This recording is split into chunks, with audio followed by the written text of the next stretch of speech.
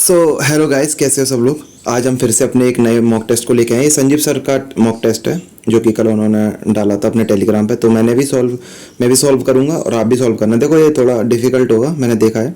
अगर 12 से 17 भी नंबर आ रहे हैं आपके, 12 से 17 भी सही हो रहे हैं, तो ये समझना कि 20 से ऊपर हो रहा है नॉर्मल टेस्ट में। ठीक है, बहुत अच्छा टेस्ट बनाया उन्होंने। ठीक है, लेट्स गो। और कल वाला आपने कर ही लिया होगा। Let's move to this, how it goes. ठीक है, फर्स्ट वन क्या पूछ रहा है। और देखो मैं थोड़ा जल्दी कराऊंगा तो तुम या तो 0.75 स्पीड पे देखना या तो पॉज कर करके देखना और सॉल्व करना। ठीक है, लेट्स गो। पहले में क्या पूछ रहा है, choose the word which is closest in the meaning of scrumptious. Scrumptious मतलब क्या होता है, स्क्रम्शियस मतलब होता है टेस्टी, डिलेक्टेबल। ठीक है, तो उसका ऑप्शन क्या हो जाएगा, ये सेकंड वाला। अब बाकी ऑप्शन भी समझा देता हूँ। मंडन, मंडन मीन्स क्या होता है, bore. The thing is getting, we are getting tired of. ठीक है, मंडन मतलब बोर करना, किसी बोर कर रहा है। ठीक है, स्टबबॉर्न मतलब होता है ऑब्डुरेट, जो कि अपनी हैबिट्स चेंज करना नहीं चाहता, जन्म से ही एक जैसा जिद्दी थोड़ा बहुत। ठीक है, इरिटेबल का भी मतलब वही होता है। ठीक है, let's move to second question. Consider the following words, perspicacious, optics, perceptive, voltage. ठीक है, ये 4 वर्ड्स दिए गए हैं और इनका हमको एस्टेट वर्ड से एक सिनोनिम और एंटोनिम निकालना है। ठीक है, तो निकाल लेंगे। ये तो इजी वर्ड्स हैं, ये सब लोग आपने पढ़े होंगे। ठीक है, चलो देखते हैं। पर्स्पिकेशियस मतलब होता है, ये एस्ट्यूट का ही सिनोनिम होता है। एस्ट्यूट मतलब होता है समझदार व्यक्ति। ठीक है, ऑप्टिस मतलब होता है थोड़ा कम समझदार व्यक्ति या फिर जो अपने डिसीजन सही से नहीं ले पाता।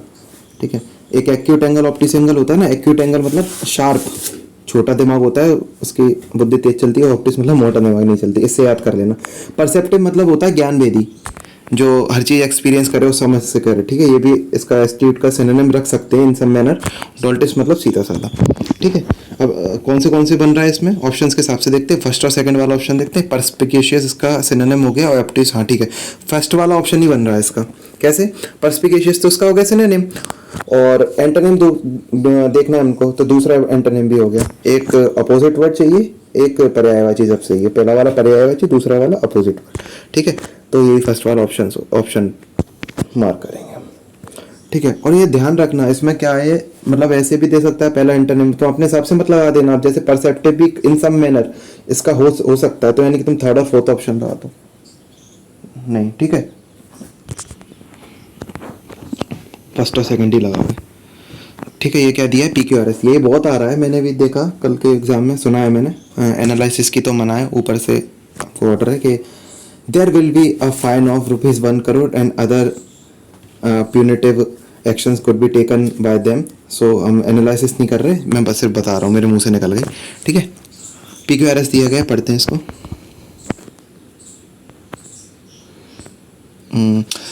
The north eastern region presents a diverse, यही लग रहा है मुझे, पी से स्टार्ट होगा। अब नीचे वाले देख लो, इंस्टेंट।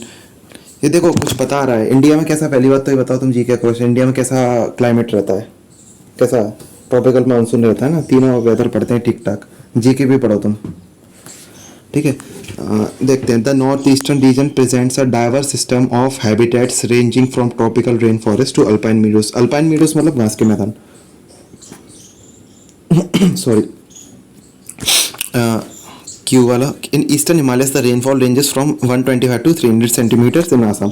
मतलब कुछ ये समझाने की कोशिश कर रहा है कि जो वेदर है वो अलग अलग जगह कैसा कैसा होता है, और जिससे डाइवर्स सिस्टम है, मतलब हर जगह अलग अलग, किसी जगह बारिश कम हो रही है, किसी जगह ज़्यादा हो रही है।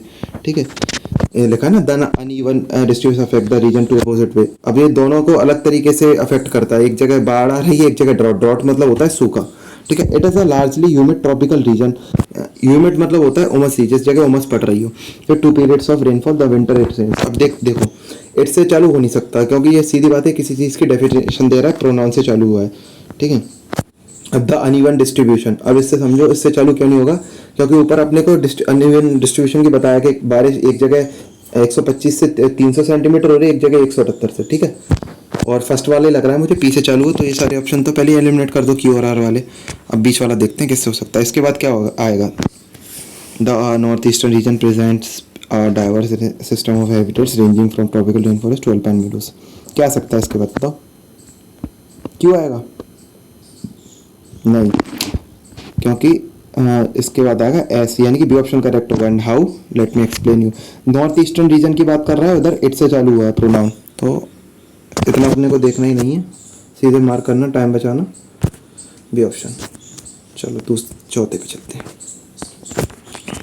क्या दिया है? Choose the correct indirect narration of the given sentence. Narration दिए, कर लेंगे हम, देखते हैं।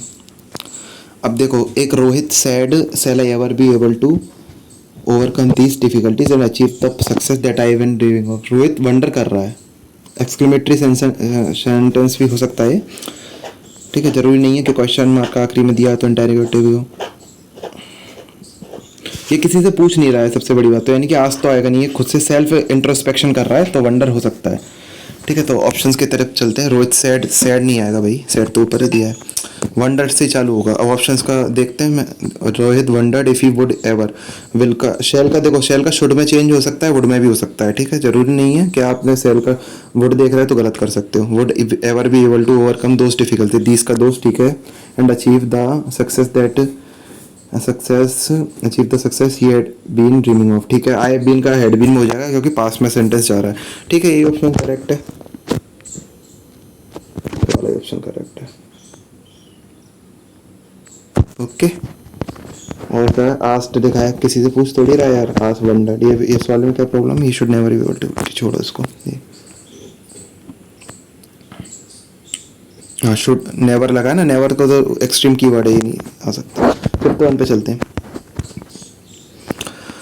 रीअरेंज द सेंटेंस, ये फॉर्म है कोहेरेंट पैराग्राफ, ये भी पी क्यू आर एस जैसा है लेकिन एबीसीडी में दिया है, ठीक है। अब देखते हैं इसको कहाँ से स्टार्ट होगा।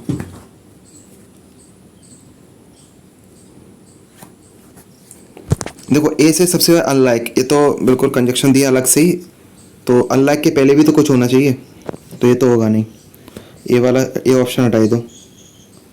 बी वाला देखें, poor diet lack of physical activity, ये हो सकता है, कैन लीड टू, देखते हैं। बट वाला, सी वाला भी गया, कॉन्ट्राडिक्टरी सेंटेंस होगा, बी के पहले, बट के पहले कुछ आएगा। और वेट के, ये देखो बी और डी में लग रहा है मुझे, ठीक है। अब देखते हैं कैसे चालू होता है। Weight gain is inevitable if you are not paying attention, prioritising your health reason.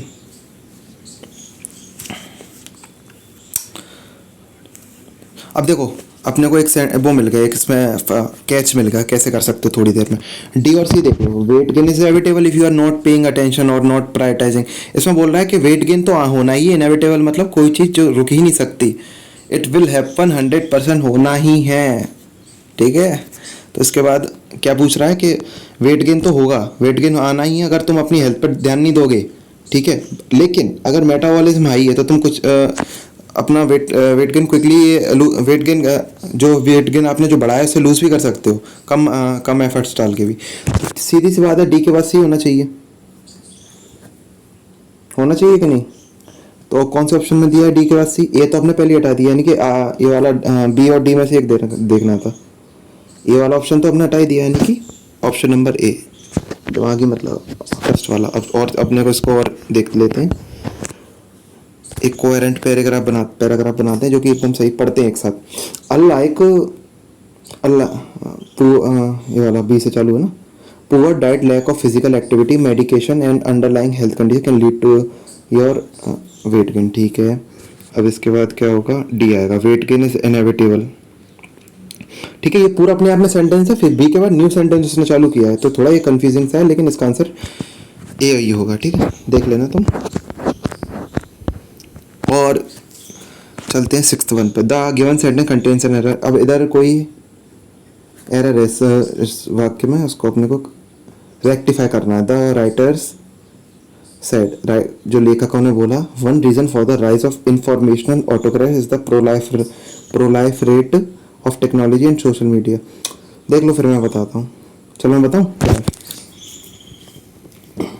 सबसे पहले इसका मीनिंग बताता हूँ थोड़ा। देखो, ऑटोक्रेट्स मतलब क्या होता है, ऑटोक्रेट्स मतलब होता है the one who has absolute power, जो एक व्यक्ति या फिर एक ग्रुप ऑफ पीपल है जिसके पास एब्सोल्यूट पावर है, एक नेशन की, एक टाउन की, एक ब्लॉक की, किसी भी चीज़ की, ठीक है। प्रोलाइफरेट करना मतलब स्टिमुलेट करना, ठीक है, या यूज़ करना इसका, ठीक है। अब एक चीज़ नोटिस करिए आपने, ऑटोक्रेट्स अपने आप में एक प्लूरल है, उसके बाद जो वर्ब ले रहे हैं वो इज ले रहे हैं, क्या इज आएगा, वर्ब बोल रहा हूँ, नाउन इज आएगा, हेल्पिंग वर्ब इज आएगा कि आर आएगा, बताओ आर आएगा, ठीक है। और दूसरी बात, प्रोलाइफरेट ऑफ टेक्नोलॉजी, ये समझ में थोड़ा सेंटेंस सही लग रहा है। टेक्नोलॉजी अपने आप में नाउन है, इधर क्या होना चाहिए, प्रोलाइफरेशन, ठीक है, क्योंकि एडजेक्टिव लेगा, नाउन टू नाउन थोड़ी चलता है, एडजेक्टिव लेगा, ठीक है। तो option number which one will be the right option,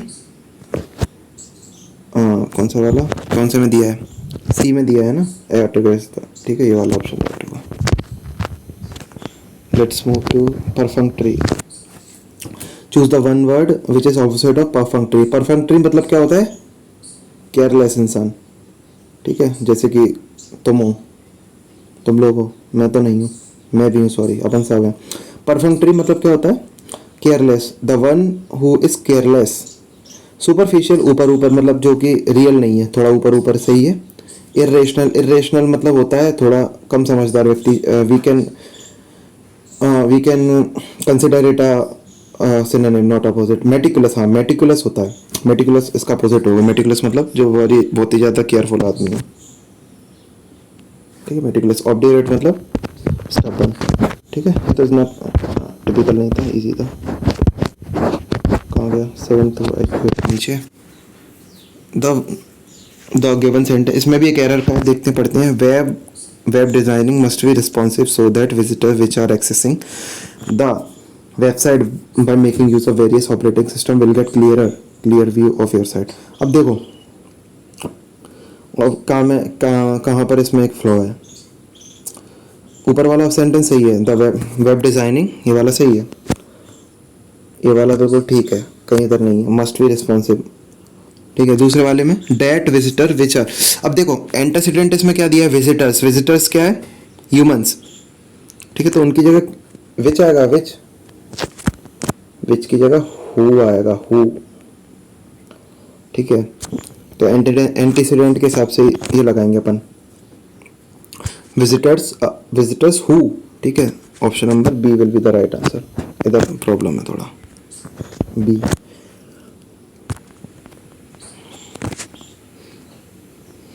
pronoun हमेशा जो एंटीसीडेंट होता है उसके हिसाब से आती है, विच आ ही नहीं सकती इधर।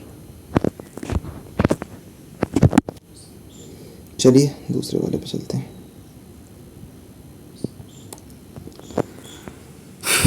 The interviewer said to the candidate, "Do you have the required documents for this manager position and can you handle the pressure?" Let's see क्या होगा इसमें।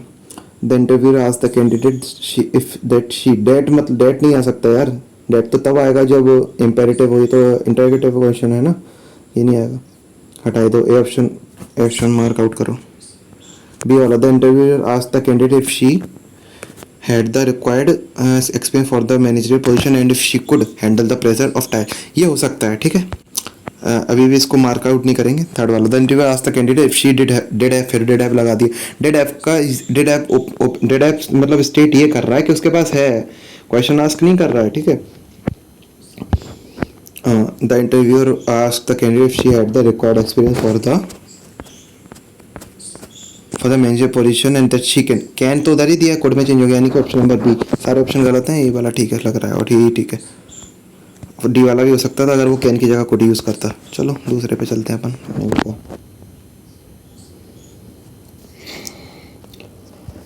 इसमें क्या है, क्या दिया है, select the option to fill, एक ऑप्शन चूज करना है ये चार ऑप्शंस में जो कि बेटर इसको डिफाइन करती हैं, ठीक है। He still has purposefully dash as ever using the genre.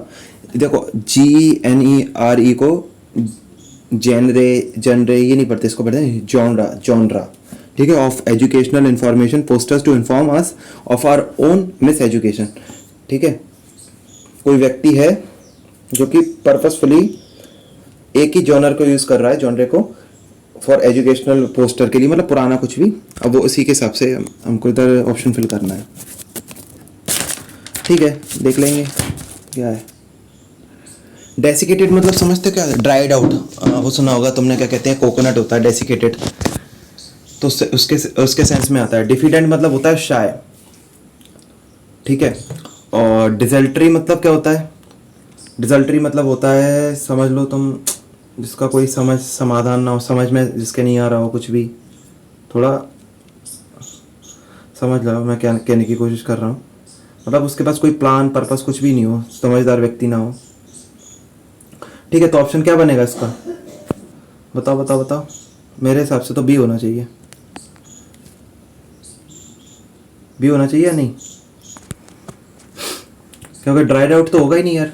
Desiccated coconut के सेंस में होता है, या फिर कोई भी चीज़ जो कि उसका पानी निकल गया और ड्राइड आउट हो,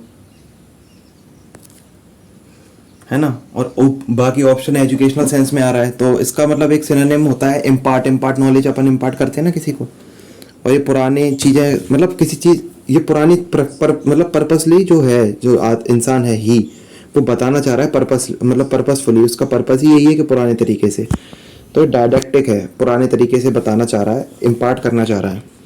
ठीक है, और बाकी सब ऑप्शन तो फिट बैटिंग है। डिसल्ट्री, समझदार व्यक्ति नहीं, जो कि प्लान पर्पस कुछ भी नहीं उसके पास, तो पर्पसफुली है, यानी कि इसका उल्टा हो जाएगा डिसल्ट्री। ठीक है, डेसिकेटेड तो इस सेंस में बन ही नहीं सकता, और डिफिडेंट मतलब शायद छोड़ो उसको। Select the most appropriate option to fill in the blanks. They are so they could not put up a tent properly.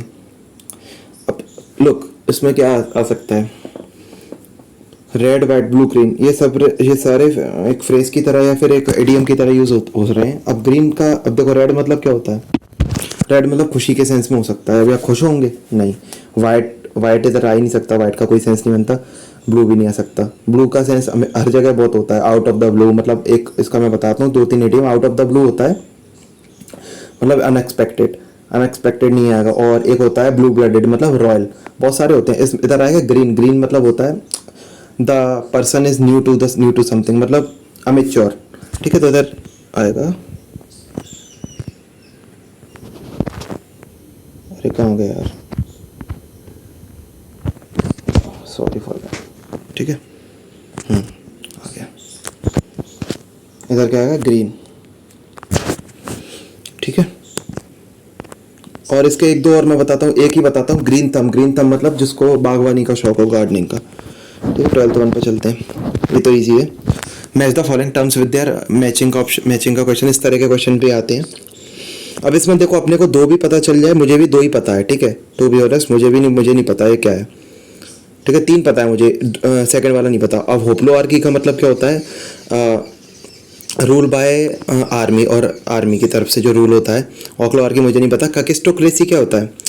काकिस्टोक्रेसी होता है जो मूर्खों की सरकार होती है ना, जो मूर्ख रूल करते हैं, लीस्ट क्वालिफाइड पीपल, अनस्क्रूपलस सिटीजन्स। ठीक है, ऑलिगार्की एक स्मॉल पावरफुल ग्रुप के लिए। तो इसका ऑप्शन क्या होगा? 1 का हो जाएगा, 1 का सी। कौन से ऑप्शन में? फर्स्ट में ही है, सिर्फ फर्स्ट वाले इसका करेक्ट आंसर होगा। ठीक है, और बाकी मैं समझा देता हूँ सेकंड का भी। ऑक्लोआर्की का मतलब क्या होता है? मॉब जब रूल करती है, मतलब भीड़ के द्वारा सरकार चलाई जाती है। 13th 1 पे चलते हैं। Anger provokes many people to take hasty decision which they later regret very much. ये वॉइस का क्वेश्चन अच्छा क्वेश्चन है, देखते हैं कैसा बनता है। अब ये देखो एक तरीके से जनरल ट्रुथ है, यानी कि ये जनरल ट्रुथ सा लग रहा है कि अगर सीधी सी बात है, अगर तुम कोई भी जल्दबाजी में डिसीजन लोगे, गलत होता है तो बाद में तुम रिग्रेट करोगे। तो यानी कि एक तो इसका जो लास्ट का सेंटेंस रहेगा वो एकदम सेम रहेगा।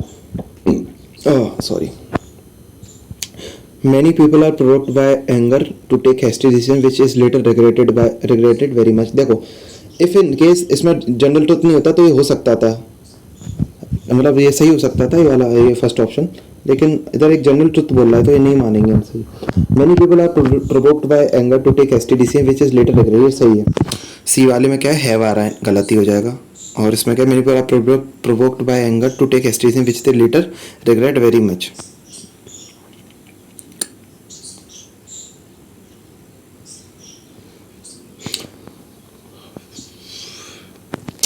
इधर दे बार बार यार दे देखो, ये तो सुपर फ्लॉस हो जाएगा, रिलक्टेंट हो जाएगा। मतलब दो पहले भी ऊपर मतलब मैनी पीपल दिया है, उधर भी दे रहे हैं, तो इधर जरूरी नहीं है, रिडक्टेंट हो जाएगा। बी वाली ऑप्शन ठीक है। ठीक है, दो बार कोई ज़रूरत थोड़ी है इसको लगाने की, बी वाला ऑप्शन ठीक है। दे नहीं आएगा इधर यार, रिडक्टेंट हो जाएगा, ज़रूरत ही नहीं है उसकी। 13th क्या? 14th 1 में क्या है? पैरा है, पैसेज है, पढ़ते हैं इसको भी।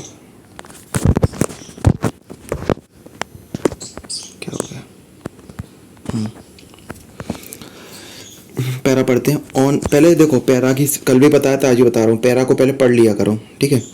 ऑन 14 नवंबर 2022 द पॉक्सको एक्ट सुना था, 2012 में आया था, अभी बहुत ज़्यादा मतलब न्यूज़ में भी है। कंप्लीटेड अ डेकेड, मतलब 2012 में आया था, 2022 में इसने एक डेकेड कंप्लीट किया है। Being on the statue of books of India, देखो मैं पढ़ रहा हूँ और जो वर्ड मुझे लगेगा बताने लग मैं बता दूंगा। Completed decade of being on the statue books in India. Statue book का मतलब है, मतलब main thing, centre of attraction, और मेन जो बुक्स हैं उसमें रहना, ठीक है। व्हेन इनेक्टेड किसी चीज़ को खड़ा करना। इट मार्क कल्मिनेशन, मतलब किसी बुराई करना। कल्मिनेशन बुराई भी हो सकता है और हाँ बुराई हो सकता है। Campaigning at dedicated domestic legislation to deal with sexual offences against children. मतलब ये पॉक्सो एक्ट आया था किस रिगार्डिंग आया था, जो सेक्सुअल हरासमेंट होती थी चिल्ड्रन के अगेंस्ट, उसके रिगार्डिंग आया था। उसमें बहुत सारे पिनेटिव मेजर्स लिए गए। इससे बहुत ज़्यादा अपने यहाँ पे जो सेक्सुअल असॉल्ट या हरासमेंट होती थी चिल्ड्रन के अगेंस्ट वो कम हुई, ठीक है। आगे बढ़ते हैं। Regional period of time to reflect on how far it has been able to meet the objectives it is set out phrasal verb, यानी कि बनाना, ये अलग करना, set out to achieve objectives of the law. The need of the dedicated law to deal with sexual offences against children emanated from a realization that by failing to account for specific needs of child victims, the criminal justice system is response to such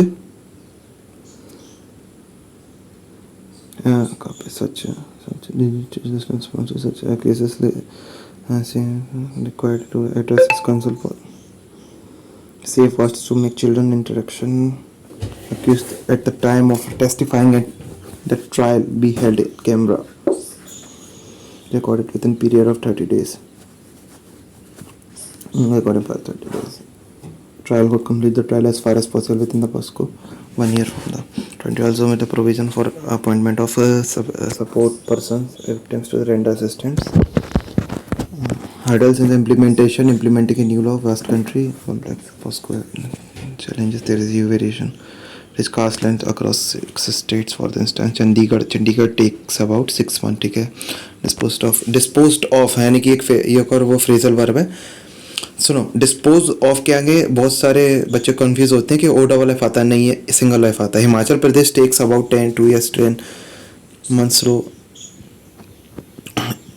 इनकार से का क्या लिखा है, इनकारसिरेटेड, इसका मतलब होता है अपनी कैद में रखना, ठीक है। During the trial but negatively impact the child victim, lesson learn, ठीक है। Criminal justice more than it was decade of some state पे going forward judiciary need to assess the gaps in implementation strength the capacity the various sectors to meet the objective, ठीक है। मैंने पढ़ लिया, आप भी पॉज करके पढ़ लेना। Let's move two questions. Select the most appropriate title for the passage, ठीक है। अब ऊपर काय की बात हो रही है, एक डेकेड की बात हो रही है, मतलब 2022 तक की बात कर रहा है, अपन 2025 में, तो सीरियस मतलब ये सिंपल सी बात है, ये डेकेड की बात कर रहा होगा, ठीक है। अब decade of POCSO act, A all options का राइट आंसर होगा। दूसरा देखते हैं, पॉक्सको द परफेक्ट प्रोटेक्शन। अब ऊपर ये भी डिबेट चली है कि परफेक्ट प्रोटेक्शन नहीं है, क्योंकि इसमें बच्चे का मेंटली असर पड़ता है, ये मेंटल प्रेशर बहुत ज़्यादा पड़ता है, क्योंकि कुछ देश में ऐसे राज्य भी हैं जो बहुत दिन ले लेते हैं जस्टिस देने के लिए। तो उनके इनकैरसिटेड बताया था ना, उनकी क्या मतलब उनके अंडर रहते हैं, पुलिस के अंडर बच्चे, क्या उनके मेंटल हेल्थ पे असर पड़ता है। और ये मतलब एक बच्चे के अगर मेंटल हेल्थ पे छोटे में असर पड़ रहा है तो वो जीवन भर उसके रहता है, ये चीज़ मैं बता दूँ, ठीक है। Okay, I am also struggling with that. My father left me when I was just 17। Okay, so let's see. B POCSO the perfect protection, ये वाला नहीं होता। लॉलेसनेस, ये तो होगा ही यार, ये तो गलत बिल्कुल लिखा है। लॉलेसनेस थोड़ी है पॉक्सको का। अच्छा है, ये एक्ट अच्छा आया था, इसमें लॉ बनाए गए थे। POCSO act and lawyers opinion, there is no paragraph or no sentence where is they are mentioned the lawyers word, there is no word regarding lawyer, ठीक है। तो option will be the right answer। चलो 15th पे चलते हैं। which of the following statement is not correct according to the passage? Chandigarh takes about 6 years, ये तो अभी मैंने पढ़ा था, ये देखो मैंने अभी पढ़ा था। चंडीगढ़ 6 months लेता है, यानी 6 years नहीं लेता, ये पहला वाला ही गलत हो गया। Okay, implementing a law India is difficult, ऊपर देखो ये सही बात है, लेकिन ये सही बात है, ठीक है। Trial court completes the trial with in period of 1 year. हाँ, 1 ईयर में ट्रायल कोर्ट को ये पूरा करना पड़ता है trial. The government judiciary need to assess the gaps, मतलब जो खामियां हैं उसको भी देखना पड़ता है, जगह जगह पे इम्प्लीमेंट भी करना पड़ता है, अमेंडमेंट भी करना पड़ता है, ठीक है। ये सारा तो गलत है, ये 6 ईयर थोड़ी हो गया, तो एक जनरल सी बात हो गई यार, कैसे 6 ईयर्स ले सकता है, क्या मतलब रहा फिर इसमें नए एक्ट लाने को और पुराने आईपीसी को। तुम्हें पता है आईपीसी भी बंद हो गया, इंडियन पीनल कोड बंद हो गए 2022 से। 2023 में नई आचार संहिता बोल रहा हूँ, नए पीनल कोड आए थे, उसको बोल रहे थे भारतीय न्याय संहिता बीएनएस, और सीआरपीसी भी बंद हो गया, उसकी क्या कहता है, भारतीय न्याय सुरक्षा संहिता। तुम जीके भी सीखो मेरे साथ, okay. What is the view of the writer of on 1 decade of Oscar. ये देखो उसमें पूछा था, मतलब पैराग्राफ का टाइटल उधर दे ही रहा है, it has fail to protecting child victims. नहीं, पूरी तरीके से फेल नहीं हुआ है, 70% इसने अच्छा इमेनेट किया है, ठीक है। It has brought new problems to children who have become victims. ये नहीं लग रहा, it has made criminal justice more sensitive to our children. It has been complete success भी नहीं है यार, कंप्लीट सक्सेस होती तो ये नहीं होना है, कंप्लीट सक्सेस है ही नहीं, ठीक है। तो इसका क्या होना चाहिए, इट हैज़ मेड था, सी वाला लग रहा है मुझे, मतलब सिर्फ चिल्ड्रन के लिए है और सबको तो लग नहीं रहा है, ठीक है। ए वाला तो बिल्कुल गलत ही है, न्यू प्रॉब्लम्स बिकम विक्टिम्स, ये हो सकता है, लेकिन ये सी वाला ही ठीक है, ये लगा लो, थोड़ा ज़्यादा लग रहा है। पॉक्सको acts deal with sexual offence against children, first वाली इजी है। तो ऑप्शन क्या है, offence against children in the education के लिए रिगार्डिंग नहीं है, मेंटली नहीं है, ठीक है। अगेंस्ट वुमन के नहीं, वुमन के लिए अलग एक्ट है। ये क्या दिया है, इनकारसरेट, ये एंटोनिम निकाला है। इनकारसरेट का मतलब होता है कैद में रखना या फिर अपने अंडर रखना, ट्रायल के लिए रखना, ठीक है। जनरली यूज होता है बच्चों के लिए। इनवाइट नहीं होगा, रिजेक्ट नहीं होगा। लिबरेट मतलब होता है किसी को आज़ादी देना, तो ये लिबरेट हो जाएगा इसका एंटोनिम। चलिए 19th वन पे देखते हैं। वॉइस का है, वॉइस का क्वेश्चन है, excessive ambition often drives politicians to make promises that they are unable to fulfill, which ultimately damages their credibility. Okay, देखते हैं। Politicians are often driven by excessive ambition to make promises that they are unable to fulfill, which ultimately damages their credibility. ये सही लग रहा है। Politicians are often driven by excessive ambition to make promises that they are unable to fulfill, which ultimately damage ये क्या है भाई, ये थोड़े इंटरोगेटिव सेंटेंस थोड़ी है यार, ये पॉजिटिव है, तो इधर विच के बाद जो आएगी क्या कहते हैं, वर्ब आएगी, वो सिंगुलर फॉर्म में, थोड़ी सिंगुलर फॉर्म कंसिडर करेंगे ना, तो डैमेजेस होगा, ठीक है। इधर भी डैमेजेस, ठीक है। ये सी भी पॉल्यूशन। अब इधर देखो सीधे हैव का सेंस बनना है, हैव तो जब यूज़ करते हैं जब हैव भी दिया हो टेंस, क्योंकि तुम्हें पता है वॉइस में टेंस चेंज नहीं होता, ठीक है। तो फोर्थ वाला ऑप्शन तो अपन रूल आउट कर ही सकते हैं ना, हटाओ, और डैमेज वाला भी हटाओ। इन दोनों में देखो क्या सही होगा। Politician are often driven by excessive ambition to make promises that they are unable to fulfil ultimate challenge, ये मुझे सही लग रहा है, ठीक है। और थर्ड वाला देखते हैं, सी वाला, politicians are often driven by excessive ambition to make promises. जो पॉलिटिशियंस होते हैं उनके अंदर अलग से ही मतलब जो होते हैं वो ज़्यादा अपने को सपने दिखाते हैं पहले शुरुआत में, वोट मांगने से पहले, समझ रहे हो, फॉल्स प्रॉमिस करते हैं दे आर, और जो कि बाद में फुलफिल नहीं हो पाते। ये एक जनरल ट्रुथ भी है विच अल्टीमेटली चैलेंज, और जो उनकी क्रेडिबिलिटी भी सीधी सी बात है, क्वेश्चन मार्क उठाता ही है, ठीक है। मैंने तुम्हें समझा दिया। अब इसमें ये ऑप्शन में कुछ अलग भी है कि सेम ही लग रहा है मुझे, क्या है यार option, often driven by excessive ambition to make promises, which, हाँ यार देखो विच है, विच आ गया ना, विच नहीं आना चाहिए इधर, ऊपर ही बताया था, अभी फिर से नहीं बताऊंगा मैं, विच नहीं आना चाहिए, ये सही होगा, this will be the right, क्योंकि अपन इधर इंटरोगेटिव में नहीं लग रहा, सीधे सीधे बता रहे हैं, ठीक है। दैट और एंटीसीडेंट इसका ये हो गया, ये पूरा डेथ से पहले का, और डेथ के बाद उसकी definition simple. Read the following pairs carefully. उसमें जो 3-4 वो दिए डीएम, और ये बताना है कौन से सही हैं कौन से गलत हैं, ठीक है। मीनिंग के हिसाब से गलत है, कौन से सही है। To throw one set in the ring to enter a competition to declare one's candidacy, सही बात है। मतलब एक अपन जैसे कोई तुमने देखा है कोई फिल्म मूवीज में देखा होगा, लड़ाई चलती है रिंग में, अरीना में, तो दो when the two fighters are fighting, फिर वो बुलाता है, जो फाइटर जीत जाता है फिर बुलाता है और कोई है लड़ने को, है तो हाथ हाथ खड़ा करते हैं, उस सेंस में है ये। मतलब अपनी टोपी फेंकना रिंग में कि मैं लड़ूंगा तुमसे, ठीक है, तो ये सही हो जाएगा। हटाओ, to separate the wheat from the chaff. Chaff मतलब होता है भूसा, मतलब बुरी चीज़ को बुरी चीज़ और अच्छी चीज़ को डिस्टिंग्विश करना, अलग करना, ठीक है, ये भी सही हो जाएगा। टू सेपरेट वैल्यूएबल पीपल और things from worthless one. To pay lip service. Lip service मतलब समझ में आता है सिर्फ बोल बड़बोलापन, मतलब मैं बोल के तुम्हारे साथ हूँ, पीठ पीछे बैक स्टेप कर रहा हूँ, ये भी सही होगा। Support cause without substantial. Substantial मतलब ज़मीनी स्तर पर बड़ा अच्छे तरीके से जो बना हुआ, सॉलिड। सॉलिड सब्सटेंशियल का अपन लिख सकते हैं solid synonym.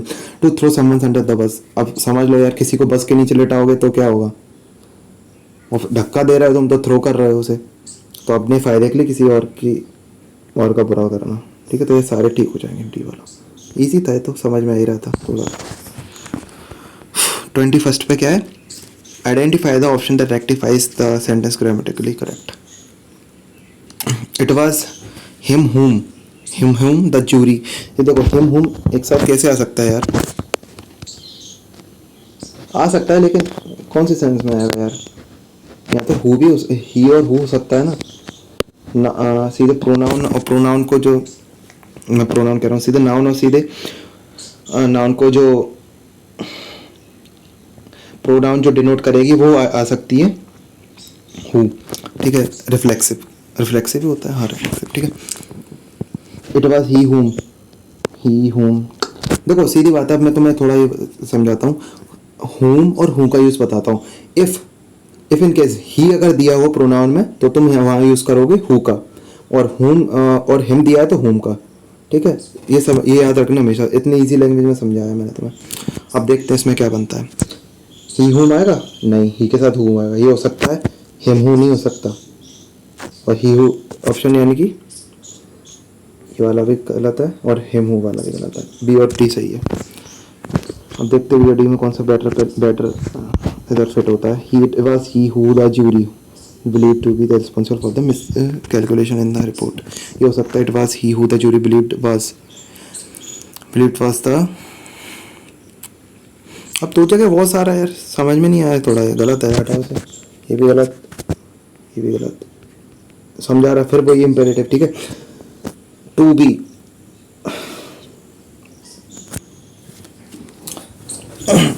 It was he who the jury believed.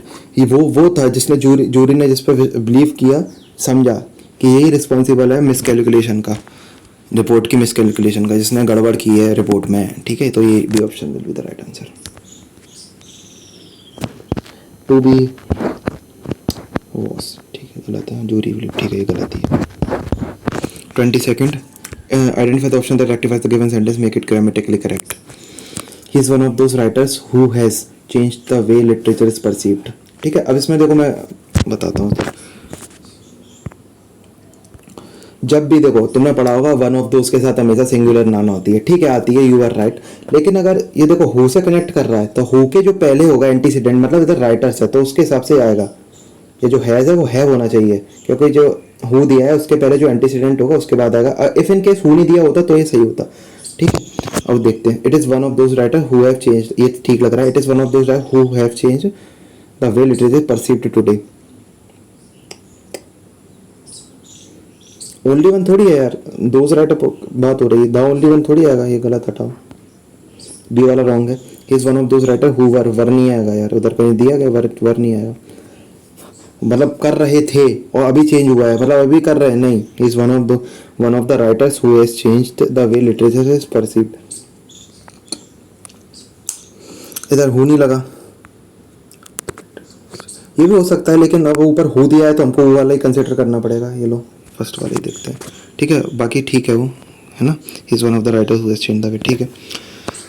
हाँ, रॉन्गली स्पेल्ड पर देखो मैंने कल वाला भी दिया था जो खुद से डिज़ाइन किया था, और संजीव सर ने भी दिया आज, ठीक है।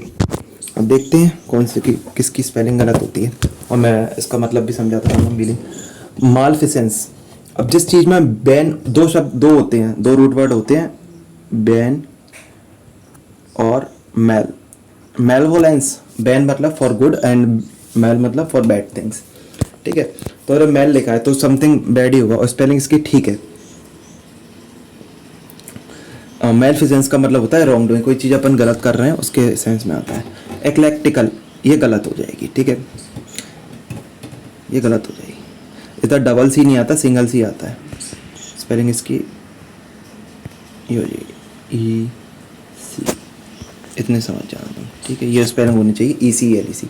एक्लेक्टिकल का मतलब होता है ड्रिवन फ्रॉम द आइडियाज, कोई चीज़ हमारे अंदर से, अंदर ही मुनि मन से, अपने विचारों से आई हो। पैराफर्नेलिया, पैराफर्नेलिया सही है, पैराफर्नेलिया ठीक है भाई, ये भी सही है। इसमें इसका मतलब क्या होगा, पैराफर्नेलिया का मतलब होता है बेसिकली कोई चीज़ होती है ना, जैसे इंस्ट्रूमेंट हो गया, अपरेटस हो गया, कोई भी चीज़ जो कि साइंटिफिक वर्ल्ड में यूज़ करते हैं हम, उस सेंस में पैराफर्नेलिया, ठीक है। यानी कि ये भी ठीक है, पर ना ऑनोमोटोपिया, ऑनोमोटोपिया की स्पेलिंग भी ठीक है। ये ऑनोमोटोपिया वो होती है साउंड के रिलेटेड, जैसे एक साउंड सुना होगा तुमने, टर, कौन सा फ्रॉक करता है ना, टर, और एक नीक, नीक साउंड साउंड होती है, वो होती है घोड़े की। ऐसी ओमनोटोपिया होती है, कक्कू की साउंड होती है, कक्कू मतलब कोयल, क्रो वगैरह, ठीक है। ऑप्शन एक्लेक्टिक है, ये वाला राइट आंसर। फिर से एक स्पेलिंग का वर्ड है सॉरी, विसिट्यूट, ये भी सही है। विसिट्यूट मतलब डिस्ट्रेस, अपने दुख, ठीक है। विसिट्यूट के बिल्कुल सही है, 1C आता है और I SS। फिर से देख लो, मैंने कल भी बताया था, आज भी बता रहा हूँ, आई के बाद मोस्ट ऑफ द वर्ड्स में जो पूछेगा उसमें SS ही आता है, A और I के बाद, ठीक है। प्रोफाइलैक्टिक, देखो यार अब इस पे ऑप्शन तो ये वाला अब गलत है, अब लेकिन अब ठीक देख लेते हैं। सी सटरफज, सटरफज मतलब क्या होता है, डिसीट, किसी को मतलब चकमा देना। और क्विंटेसेंशियल मतलब क्विंटेसेंशियल भी होता है, क्विंटेसेंस भी होता है, मतलब एक परफेक्ट एग्जाम्पल, एक एपिटोमी, ठीक है, ठीक है। अब ऑप्शंस के हिसाब से इसमें बी गलत लग रहा है मुझे, बाकी सब तो ठीक है। प्रोफाइलैक्टिक, अब एक और बात, अब जैसे एक स्पेलिंग मैं बताता हूँ, इस पर मैं क्या थोड़ा डिबेट कर सकता हूँ किसी से भी। प्रोफाइलैक्टिक कैसे, प्रोफाइलैक्टिक का मतलब समझो। प्रोफाइलैक्टिक का मतलब होता है एक दवाई जो प्रिवेंट करती है डिसीज को, ठीक है।